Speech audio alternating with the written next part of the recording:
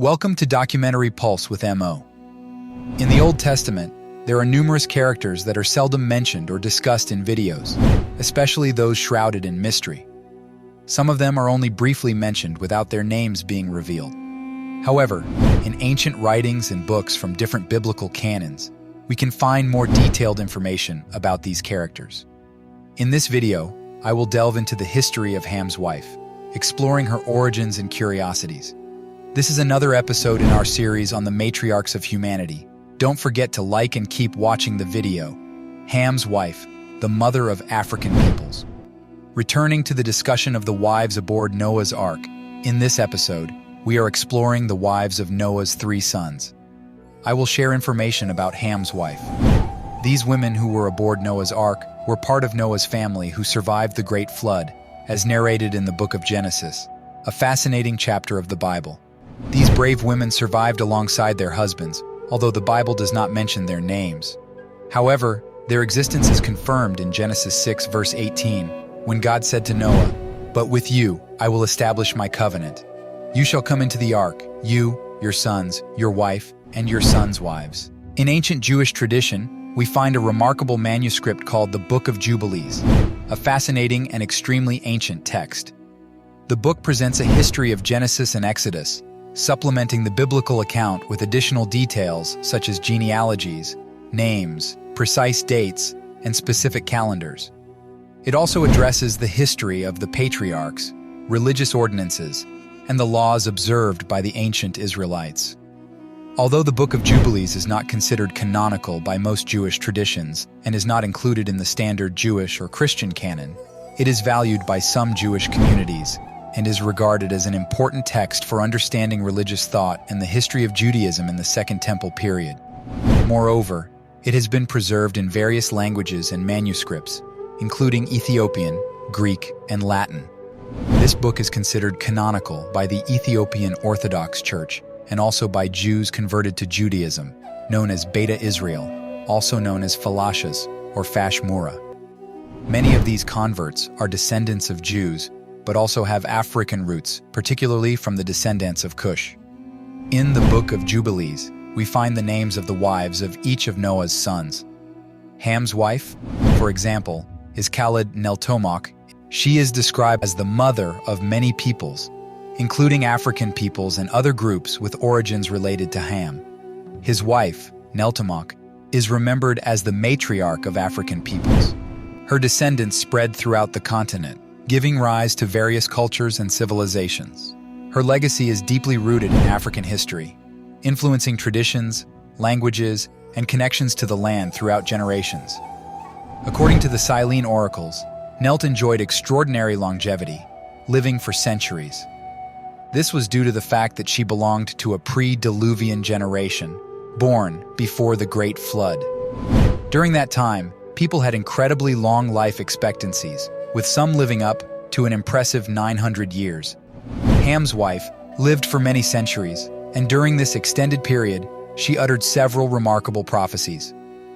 According to the Silene oracles, all 3 wives of Noah's sons were prophetesses and made predictions for their generations and the nations descended from them. Neltomach, like the other wives, played a significant role in transmitting prophecies to her descendants. In Christian traditions dating from the 2nd century after Christ, specifically according to Eric Taram, which is quite similar to the Book of Jubilees, it provides interesting insights into the interpretation and translation of the Bible in antiquity and can be a valuable resource for scholars wishing to explore the literary and cultural traditions of Judaism. Neltomach, Ham's wife, had 4 sons with him: Cush, Mizraim, Put, and Canaan. It's worth noting that the first 3 sons of Ham and Neltomach gave rise to various nations, primarily in the African region. However, Canaan did not give rise to African people.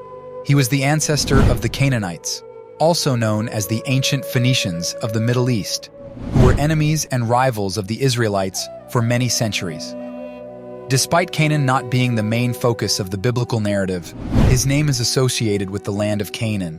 The land of Canaan is often mentioned as the region that would become the inheritance of the descendants of Abraham, Isaac, and Jacob after their journey there. This land would include geographic areas that are now part of Israel, Palestine, Lebanon, and Jordan. It's interesting to observe how these biblical accounts and ancient legends shed light on the history and origins of different ethnic groups and cultures. The main ethnic groups that originated from Malak's lineage included primarily the Sumerians, notably the Sumerian people. This happened because the ancient Sumerian civilization had its roots in the descent from Cush. It's important to mention that Nimrod was the Sumerian pioneer who colonized the region mentioned in the book of Genesis, which later became Babylon. The Bible describes Nimrod as the first to be a mighty man on the earth, Genesis 10:8, and states that he became a mighty hunter before the Lord. Furthermore, Nimrod is credited as the founder of several ancient cities in the Mesopotamian region, including Babel, Ir, Ad, and Calneh. Additionally, a significant portion of the local population in that region had city origins, including the Akkadians, Kalans, Assyrians, Syrians, and Arameans. It's interesting to note that in the case of the Sumerians, their ancestry traced back to Cush due to the influence of Nimrod. It's also notable to highlight that the ancient Egyptians were descendants of Nelt Tamuk, Ham's wife, through her son Mizraim. The name Mizraim is often associated with the region that would eventually become Egypt in historical tradition. In fact, the term Mizraim is used in some Bible translations as an alternate name for Egypt. While Mizraim is not a central figure in biblical theology, he holds historical significance due to his association with the region of Egypt. Egypt played a significant role in the history of the ancient Near East and is frequently mentioned in the Bible in relation to events such as the enslavement of the Israelites and the Exodus led by Moses. Another people descended from Nelt Tamuk are the ancient Nubians, who were often referred to simply as Cush in antiquity because of their connection to Cush, one of the sons of Ham. In the Bible, the land of Cush is mentioned in several passages, and the Cushites are frequently referred to in historical and geographical contexts, especially in relation to Egypt. Sometimes, the word Cush is also used more broadly to refer to distant or exotic lands. In addition to the Nubians, it's important to emphasize that the ethnicities of Ethiopia, as well as the peoples of Eritrea, Somalia, and the entire African continent, have their roots in the descent from Nelt Tamuk and Ham. It is crucial to emphasize that the mistaken interpretation of the curse of Canaan as something that fell upon Africans is false and harmful. This idea was invented by people who did not correctly understand the biblical text.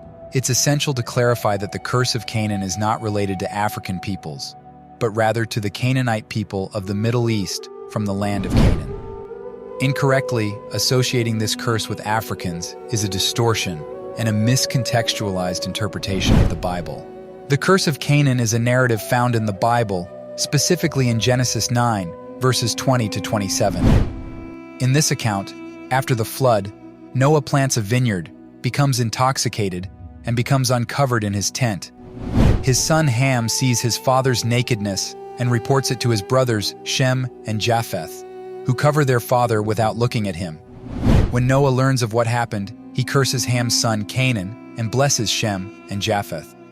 This story is not related to Africans, but rather to the Canaanites, and should not be used to justify any form of racial discrimination or prejudice. The misguided and racist interpretation arises from the unjustified connection between the curse of Canaan and the legitimization of the enslavement of Africans. Advocates of this distorted interpretation claim that Canaan had ancestral ties to Africans, and thus used the curse of Canaan as religious justification for the enslavement of Africans. However, it's essential to emphasize that Canaan was not the progenitor of African peoples, but rather of the Canaanite peoples of the Middle East. Therefore, the curse of Canaan cannot be attributed to African peoples. We would like to ask you to leave a like and share the video with people who are interested in learning more about these figures from the scriptures that are rarely mentioned. Additionally, we invite you to leave your comments with suggestions for other mysterious characters you would like to see in future videos to learn more about them. Thank you for accompanying us thus far, and we wish everyone God's blessings. See you.